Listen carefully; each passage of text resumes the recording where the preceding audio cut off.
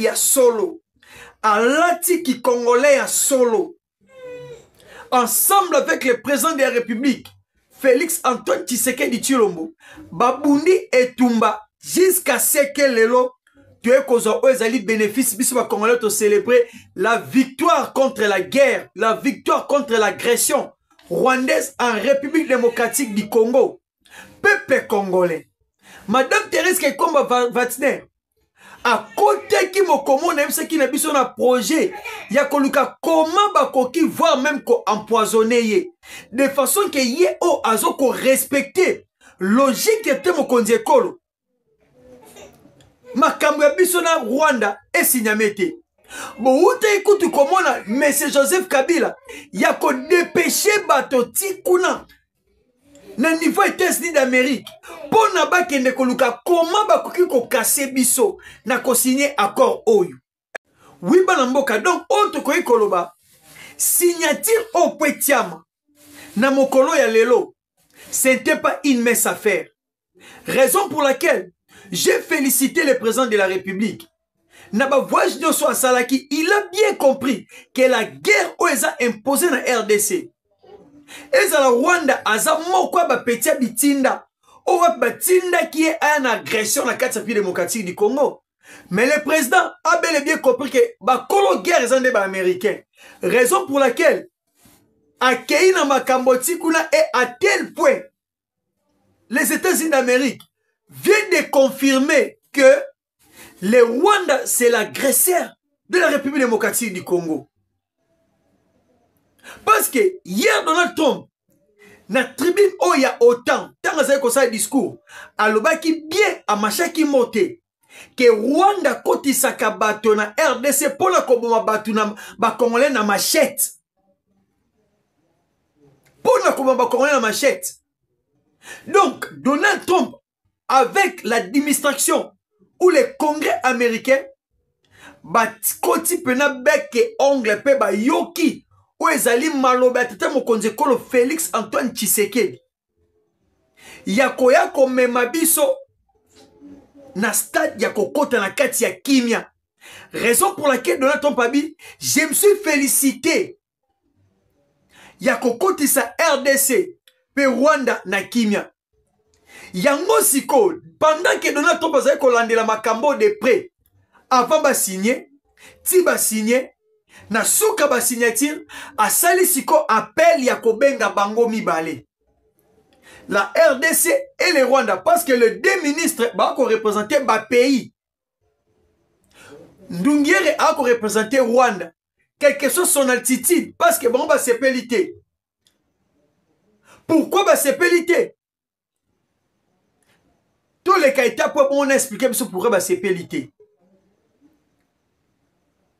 A bengi les deux ministres a yambi bango na Maison Blanche.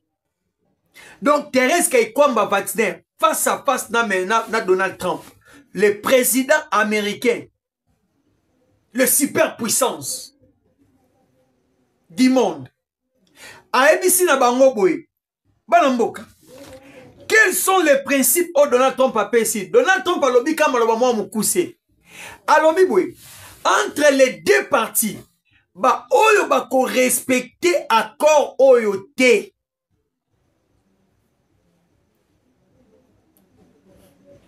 Ba oyo ba ko respecter accord oyo te parce que Donald Trump azaki kolanda depuis son bureau na aval na Maison Blanche. Il suit de près la signature de cet accord et il a dit les deux parties ba oyo ba ko respecter accord oyo te ba sanction grave et kolanda bango même la RDC et même le Rwanda. Mais quels sont les principes? Oh wapi ayebisi na bango en face et pas Olivier Ndungier. Parce que accord au depuis que signamé, et ça a 4 piliers où Seigneur te respecté entre biso na bango. Le premier pilier balobi na biso nini, il faut respecter l'intégrité territoriale. Il y a les deux pays. Tu respecter Rwanda na ba limite na ye. Rwanda peut a respecté où ils allaient 2 millions, si je ne trompe pas, 400, c'est combien? 310 km² à superficie na biso. Rwanda peut 26 300 km² à superficie na bango. Biso to respecter superficie na bango za mune lokola voire même pas Kinshasa. To respecter yango na mukie na yango. Bango pe na munene o ya biso. Ba respecter yango. Et deuxièmement balobi le désengagement global. Lorsqu'on parle d'un désengagement global, cela veut dire l'arrêt des combats. Ah oui. L'arrêt des combats et le retrait. Yani, il y a tous les matériels de guerre. Oh, bah, il ko imposer tout ko kotisa na kati ya République démocratique du Congo.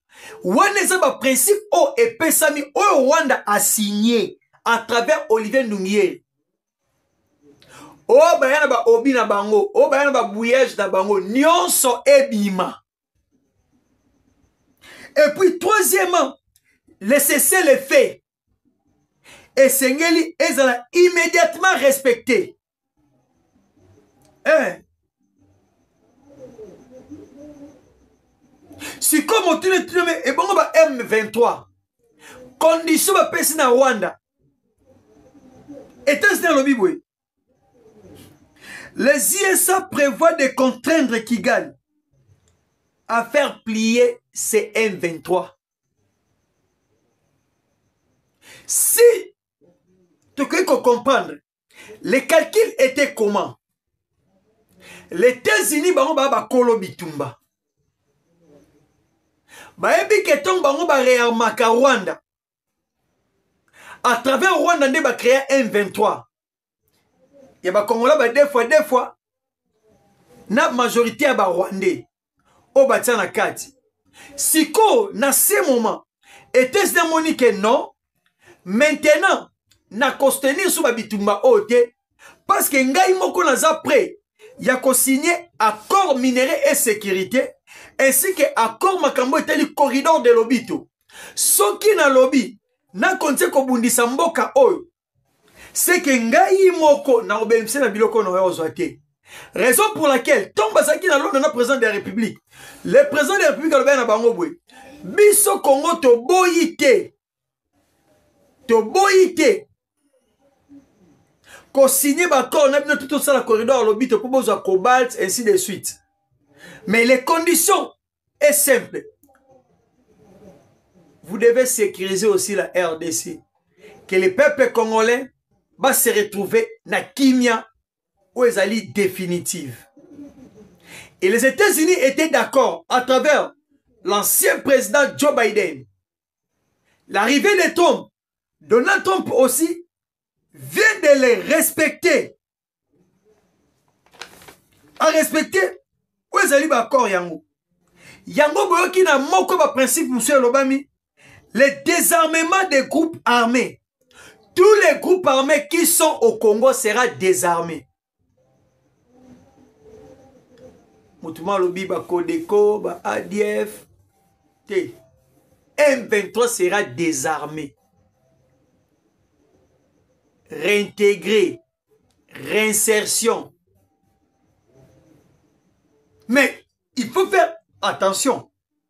Lorsque Toko Simba phrase où il y a désarmement et intégration. Attention. Cette chose se fera na logique. Il y a makambo union c'est lequel dans Luanda. Quelle logique est lequel dans Luanda?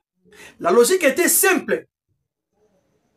Il faut désarmer tous les groupes armés. Tels que les M23, ils vont aller au cantonnement. Mais, chose grave, la MONUSCO, à travers Madame Bitou Keïta, avait bien dit que les M23 se retirent de la position Nyon Sobazala qui n'a yango awa. Bakende ti na Mont Sabino.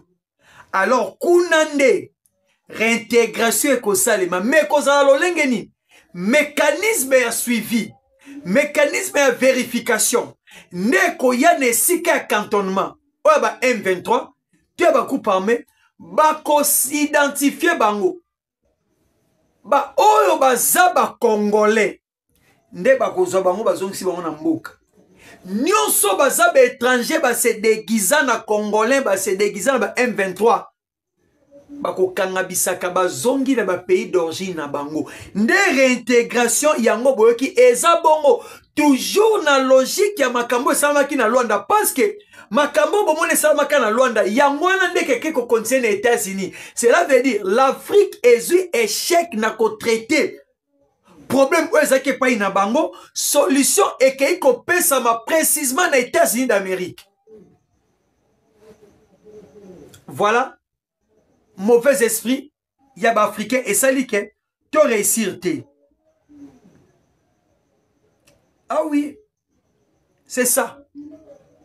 Et quatrièmement, parmi les principes, les retraits totales et immédiates de tous les militaires rwandais au sol congolais.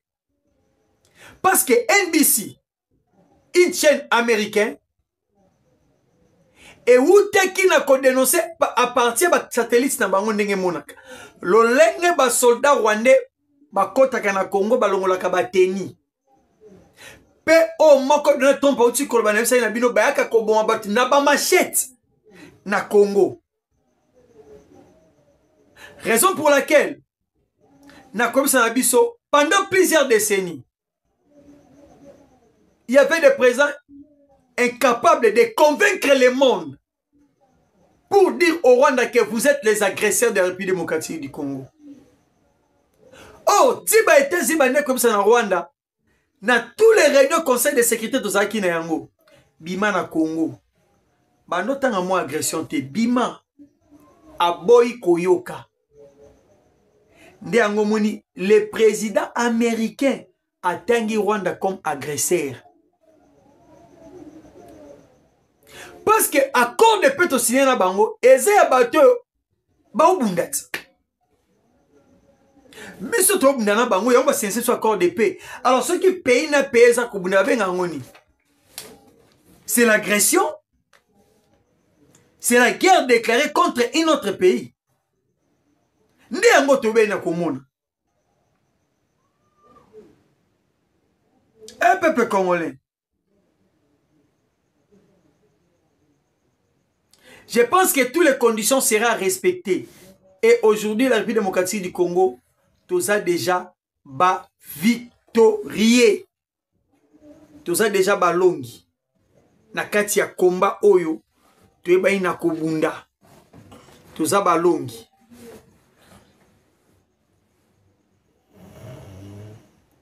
Oui, peuple congolais. Toko ba sikoyo. Et si comme mbunde beti baya ba poli na mbula et bébé libango. Hey, hey. Double percée qui gali coincé. Ba auto signé accord. Et le Rwanda et qu'on a jugé.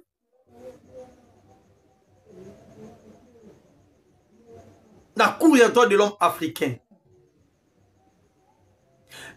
Peuple congolais. Bon, moni masona outi ko beta awa par rapport à accord de paix. Auto ko signé bisona ba Rwandais. Auto tu ko signé. Boye ba yango ke mokolo ya lelo Rwanda eki na requête. Ke ba reporter signature o. Mais les Américains baboyi. Balobi lelo. Parce que ba Rwanda balinga été signé mais ti Kagame kosana ko kufa to futu musiye. Kagame kufi mi bato ba lo ba bwena yo tika na sambele pamba tika na bim. Assez kui. Sikoyo ba kontaki requête moko na cour ya droit de l'homme africain. Tango RDC to fundi bango na ba massacre nyonso o ba créé awa na Congo. Nini Rwanda salaki? Rwanda qui kokota requête pour cour ya droit de l'homme africain et déclaré que baza incompétent Yakosamisa Makambo. Mais gloire à Dieu, aujourd'hui, la Cour africaine des droits de l'homme vient de déclarer qu'ils sont compétents de juger ces dossiers. Et la requête de la République démocratique du Congo vient être déclarée fondée et recevable. Donc, d'ici peu de temps, tout le cas procès, il y a Bissona Rwanda. Fini pour Kagame. Les dédommagements en cascade de plusieurs millions que le Rwanda va dédommager à la République démocratique du Congo. Parce que les faits sont là. Voilà la raison. C'est que nous avons dit. Kagame, maintenant, il manque des arguments. Il y a qu'à convaincre, voire même la communauté internationale. Voire même moi si n'est un abana. Azangi argument. Vous voyez que Kagame va être un FDLR. Mais est-ce que vous voyez que va partir que Kagame a contrôlé? Na RDC. Une partie à Rutshuru. Une partie à Masisi. Une partie à Niragongo. Une partie à Lubero. Vous voyez que il y a mon FDLR soi-disant. Si on déploie une combien de FDLR? Bon, monique mensonge na et c'est souki. Yango lelo. Balobi na ye, hein?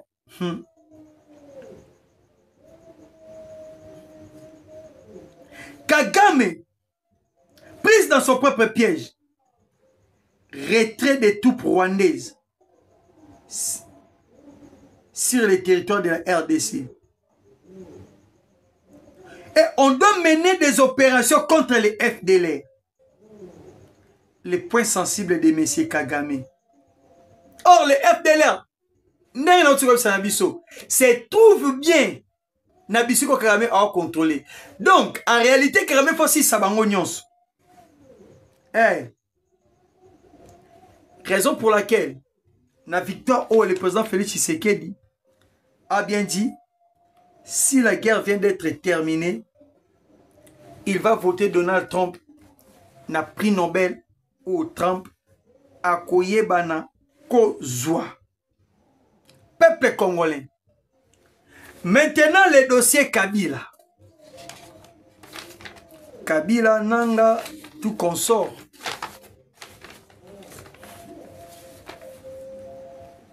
Kabila Nanga, tout consort.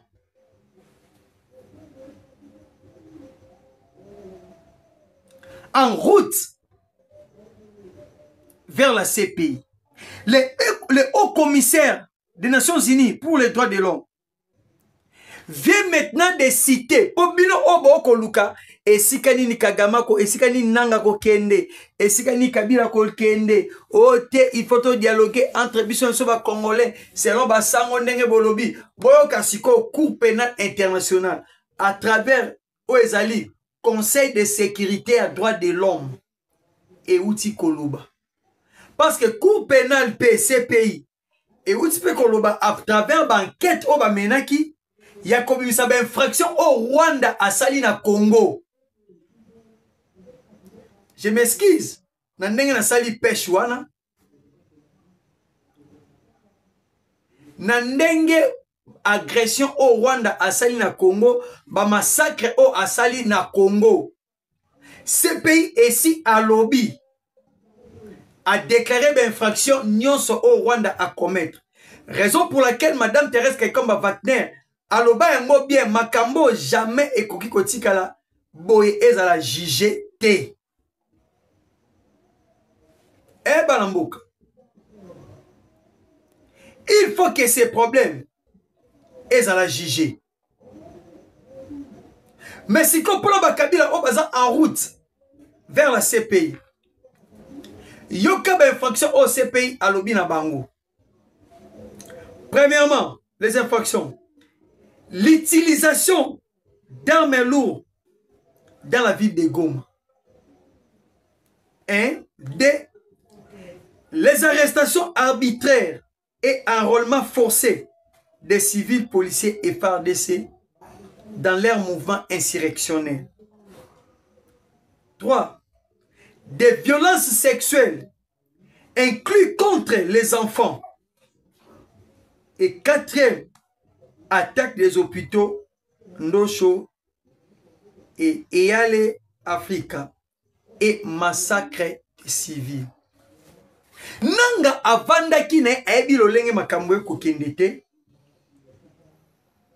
Bat basala kop na bango nanga esibitima asimbi nyoka na katikati. Basuye. Dès que signature est signamé, lelo ba résultat oezobima. Kuna maître Samuel Mbemba alongi na Arusha. Notre ministre a dit interim, il y a justice. Et puis pe Kotoyo, Cour pénale internationale à Boakimbela. Cour, il y a droit de l'homme et Boakipembela. Na gauche, bananga ba coincé, na droite, ba coincé, likolo coincé, na CP coincé. Donc, et là, on a ko ça les aka moko amibwa kana fleuve histoire de vider ton lac Kivu. Sokite vungula CP zozela. Bila bomonite. To simba Kabila muke poto si sanabiso. Kabila aye ko poursuivre ba consultation na Goma. Na Bukavu, pardon. Après avoir entendu échec ya Goma, a ke entamé ma consultation na Bukavu. Mais elo ni ezoleka. Kabila obimara Bukavu désert. Akimi akela na Kigali. Il a perdu Wazalendo. Ba Kongomani ba kuna ba filmer ye. Ndenga zo bimana ba soda ba bana mboka Bukavu ba confirmer bien Kabila za M23. Tala yona ba M23. Le masque vient d'être tombé. Tous les manœuvres de la Kabylie est mis à nu. Voilà banamboka bozake belé na kolanda biso sur votre chaîne. Na kosenga na bino bo like, bo tapoter, bo s'abonner massivement sur votre chaîne. J'ai dit et je vous remercie.